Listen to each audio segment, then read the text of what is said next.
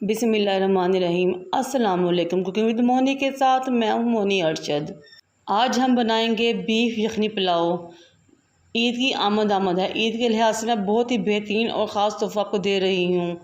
जो इस तरीके से पुलाव बनाएगा वो ख़ानदान भर में मशहूर हो जाएगा, हर कोई उसकी तारीफ़ करेगा। और यकीन करिए इस कदर मज़ा पुलाव बनता है कि आप सोच नहीं सकते। 1 किलो बीफ गोश्त लिया, उसको अच्छी तरह धो लिया और उसको कुकर के अंदर डाल दिया। फिर आपने इसमें 2 अदर इस तरह की बड़ी हड्डियाँ जो कि अक्सर गोश्त में मिलती हैं वो भी डाल देनी हैं। ये हड्डियाँ डालने से पुलाव का जायका खुशबू बहुत ज़्यादा बढ़ जाती है। अब आपने एक जग भर के इसके अंदर पानी शामिल करना है और 1 टेबलस्पून खुश्क धनिया और 1 टेबलस्पून सौंफ अच्छी तरह धोकर साफ़ करके इसमें शामिल कर देनी है। और तकरीबन घड़ी से 15 मिनट के लिए देख के कुकर बंद कर देना है। ये देखिए 15 मिनट बाद हमारा गोश्त बहुत ही ज़बरदस्त मज़ेदार सा गल चुका है, बिल्कुल रुई की तरह। अब एक बर्तन को चूल्हे पर रखें, उसमें 1 कप कुकिंग ऑयल शामिल करें।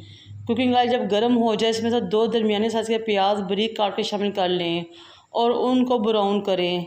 आप सबसे रिक्वेस्ट है कि मेरे चैनल को लाइक करें, शेयर करें, सब्सक्राइब करें और बेल आइकन को टच करें ताकि मेरी तमाम वीडियोज़ आप तक पहुँच सकें।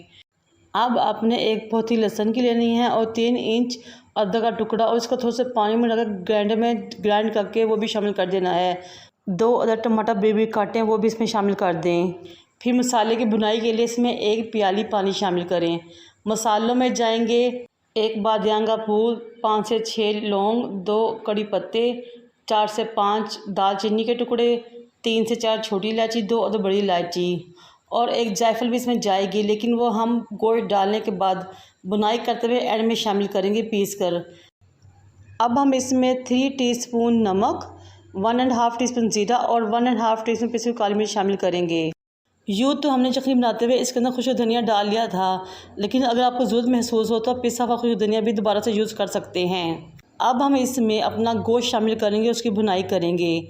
2 से 3 मिनट तक भुनाई करने के बाद आपने जायफल लेनी है, उसको कुनी डंडी या चिट्ठे वट्टे के अंदर मोटा मोटा कूट कर इसमें शामिल कर लेना है। जायफल डालने से आपका पुलाव का जायका खुशबू बहुत ज़बरदस्त हो जाएगी और पूरे मोहल्ले में आपके पुलाव की खुशबू फैल जाएगी। इस बात का ध्यान रखें नीचे फ्लेम मीडियम टू लो रहे। अच्छी तरह बुनाई करें यहाँ तक कि मसाला बहुत ज़बरदस्त खुशबू देने लगे। फिर इसमें 5 से 6 अदर हरी मिर्चें शामिल करें और 2 मिनट के लिए उसकी बुनाई करें ताकि मिर्चों का अरोमा भी इसमें मसाले में शामिल हो जाए।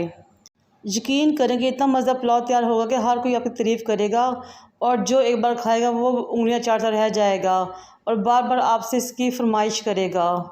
मैंने 1 kilo double steam basmati rice लिए थे जिनको मैंने आधा घंटा पहले भिगो दिया था। मैंने अपने जिस गिलास से इन चावलों की मालिश की थी वो तकरीबन 3 गिलास बनते हैं। यखनी और फिर कुछ एक्स्ट्रा पानी डालकर तकरीबन मैंने इसके अंदर 4 गिलास पानी डाले हैं। यानी कि अगर 3 गिलास चावल थे तो मैंने इसमें 4 गिलास पानी डाले हैं। अगर ज़्यादा पानी डालकर चावल बिल्कुल भी अच्छे नहीं बनेंगे। अगर आपने बिल्कुल खिला खिला दाना और केला केला दाना चावलों का रखना है तो आपको सिर्फ 1 गिलास ही एक्स्ट्रा पानी डालना चाहिए। अगर आप ज़्यादा पानी डालेंगे तो चावल बहुत ही अजीबोगरीब नरम से बन जाएंगे और उनकी डलियाँ सी बन जाएंगी।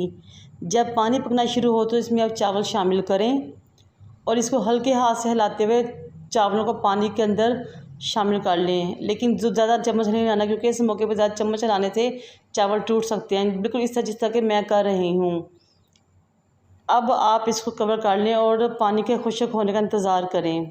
तकरीबन 5 मिनट बाद हमने ढक्कन हटा कर देखा तो तकरीबन काफ़ी हद तक पानी खुश्क हो चुका था और थोड़ा सा पानी इसके अंदर था। अब हम चम्मच की मदद से हिलाएंगे और तमाम मसाले और चावलों को अच्छी तरह मिक्स कर लेंगे।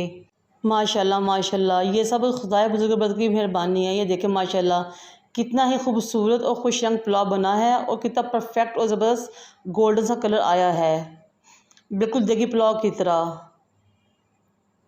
बहुत ही ज़बरदस्त खुशबू आ रही है। अब चावलों में पानी तकरीबन खुश्क हो चला है। जब पानी मुकम्मल तौर पर खुश्क हो जाए तो हम इसको दम पे लगाएंगे। दम बिल्कुल हमने लो फ्लेम पे लगाना है और तकरीबन 25 से 30 मिनट के लिए लगाएंगे। अच्छे और खिले हुए पुलाव की यही निशानी है, एक पानी का भी इस्तेमाल किया जाए, दूसरा इसको लंबा दम दिया जाए। जितना ज़्यादा कम पानी इस्तेमाल होगा और जितना ज़्यादा लंबा दम दिया जाएगा चावल उतना ही खिला हुआ बनेगा। ये देखें तकरीबन 20 से 25 मिनट दम के बाद हमने जब ढक्कन पीछे उठाया तो माशाल्लाह ये देखिए कितना ही ज़बरदस्त खुशबूदार पुलाव रेडी था। ये देखें माशाल्लाह यकीन करें इतना मज़ेदार खुशबूदार पुलाव बना था कि हर जो कोई खाएगा वो आपकी तारीफ़ करेगा। आप एक दफ़ा इसको ज़रूर ट्राई कीजिएगा। मुझे यकीन है कि आप जब बनाएंगे तो हर कोई आपकी तारीफ़ करेगा और हर कोई आपसे इसकी रेसिपी पूछेगा। ये देखिए माशाल्लाह कितना ज़बरदस्त खिला हुआ और अलग अलग दाना पुलाव का है और बिल्कुल ही ज़बरदस्त तरीके से ये रेडी हुआ था और बहुत ही खुशबूदार था। अगर इसके साथ रायता और सलाद हो तो पुलाव का लुत्फ़ और भी दुबाला हो जाता है। मुझे और मेरे वालों की दुआ में याद रखें। अल्लाह हाफ़िज़।